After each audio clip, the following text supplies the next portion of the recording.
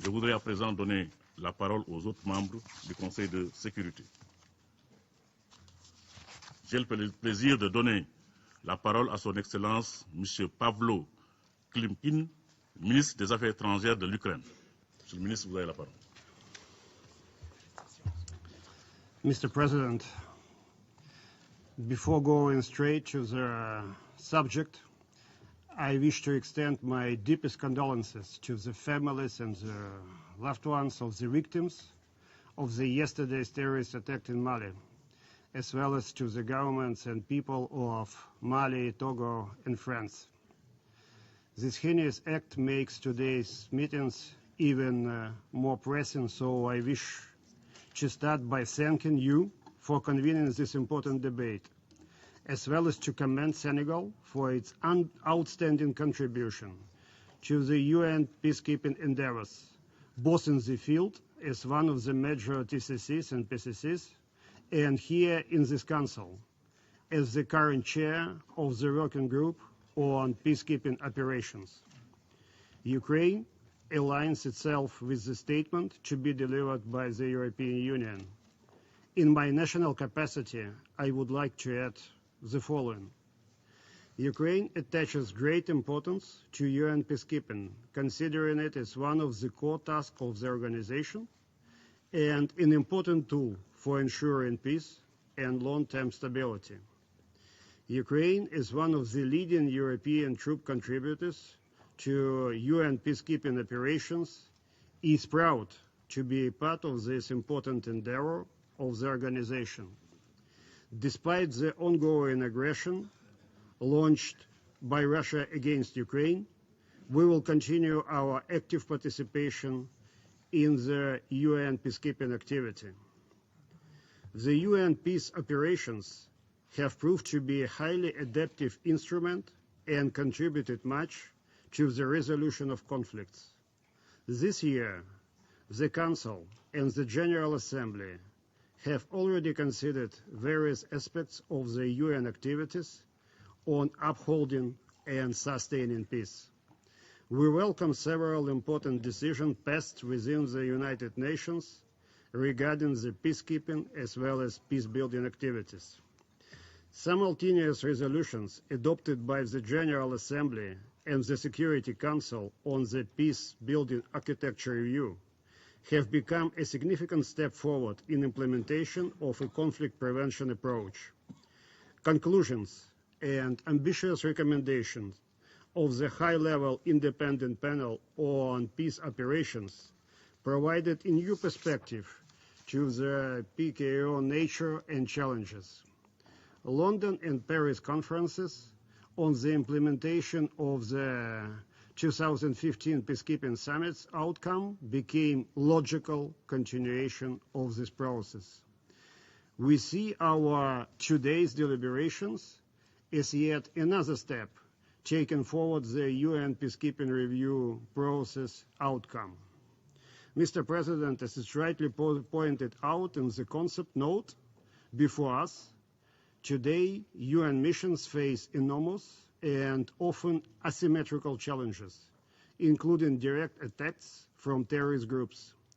We commend the efforts of the Secretariat and contributing states in enhancing UN PKO preparedness to face these threats. However, a lot more has to be done. In this regard, I would like to highlight the following points. First, as an active troop and police contributor, Ukraine attaches great importance to the issue of adequate force generation. This still remains a challenge for the UN peace operations. Ukraine has a strong intention to extend the geography of its Blue Helmets participation in UN missions. Following the 2015 high-level summit, Ukraine has submitted their respective pledge to the UN peacekeeping capability readiness system. Second, we support the need for a better integration of modern technology and intelligence capabilities into peace operations. We call on the PKO's host countries to give due consideration to this certainly positive practical step aimed at enhancing efficiency of peacekeeping activities.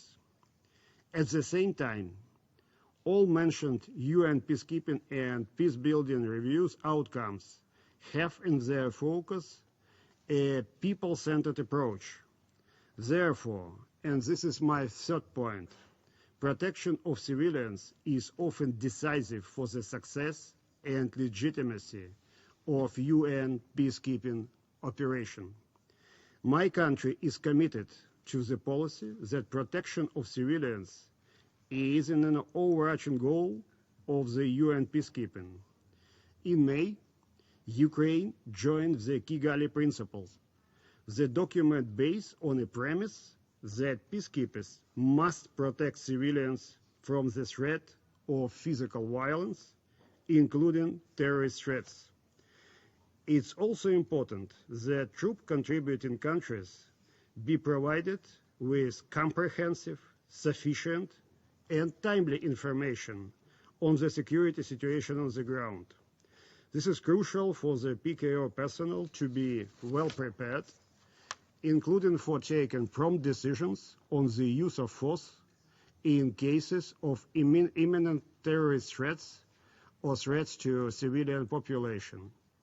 As a matter of principle, every uniformed personnel who witness violence against a civilian should have no hesitation to do everything possible to stop it. In this same context, let me note the importance of learning right lessons from the situations that occurred in connection with the violence in Juba in July 2016 and the mission in South Sudan response to it. This is particularly necessary for preventing similar situations from occurring in the future, wherever UN peacekeepers are deployed, and for maintaining the credibility of and, of course, confidence towards the UN among local populations.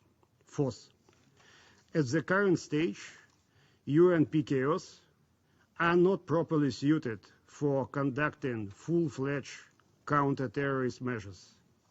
Indeed, counter-terrorist activities are a direct responsibility of each and every government.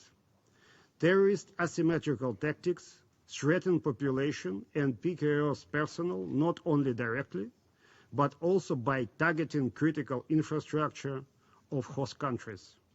In this regard, states suffering from terrorist activities should be provided with necessary advice and expertise to develop or improve their appropriate capabilities and strategies in this sphere.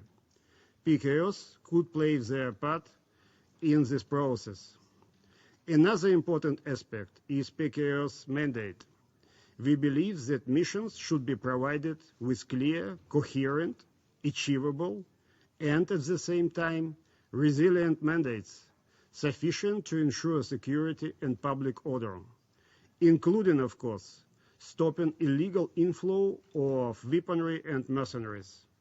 Taking into account that security situation on the ground could change swiftly and dramatically, such mandates should include necessary provisions enabling PKOs to use force in circumstances of direct threat to its personnel or civilians, including terrorist threats. In this regard, the role of the Security Council is, of course, indispensable. Clear mandates is a primary precondition for efficiency of peace operations. Peace missions also need means and resources necessary for effective monitoring and verification of ceasefire, withdrawal of heavy weapons, and full disarmament under the UN DDR standards, sustainable de-escalation and implementation of other elements of peaceful settlement and peace building, including holding elections, are not possible without a robust international security presence, able to ensure and monitor implementation of all security-related provisions until legitimate law enforcement institutions are established. We believe that while drafting missions mandates, we should avoid sticking to the already outdated approach that most of modern conflicts are, so to say, internal by their nature. The objective reality is that most of them are, if not of interstate, then definitely of cross-border or hybrid nature. Therefore, changes in conflict's nature demand a review of the UN's ability to respond promptly and efficiently to new challenges and circumstances. Mr. President, Ukraine has learned lessons from its own experience of asymmetrical threats. The terrorist component of the hybrid war waged against Ukraine is evident. According to the UN OHCHR reports on the situation in Ukraine, civilians have paid the greatest price for this conflict. Since 2014, the OHCHR recorded 9,640 people killed, including up to 2,000 civilians and 22,431 injured. Situation in Ukraine effectively proves that terrorism can be used as an element of hybrid war against sovereign states. And last but not least, we believe that the United Nations should build and enhance its strategic partnership with regional organizations and work along with them, sharing its unique experience in peacekeeping activities. In this regard, we see potential in establishing a closer UN interaction with the OSCE, aimed at contributing to the OSCE peace activities on the ground, especially when missions of the regional organization are deployed in an insecure environment. Ukraine also welcomes the initiative to establish a UN Secretariat liaison on peace and security in Vienna, which could contribute to much closer UN-OSCE interaction on enhancing the latter ability to enforce and keep peace whenever such a need arises. In conclusion, I would like to reiterate Ukraine's unwavering commitment to the flagship activity of the UN for the years to come. I thank you, Mr. President.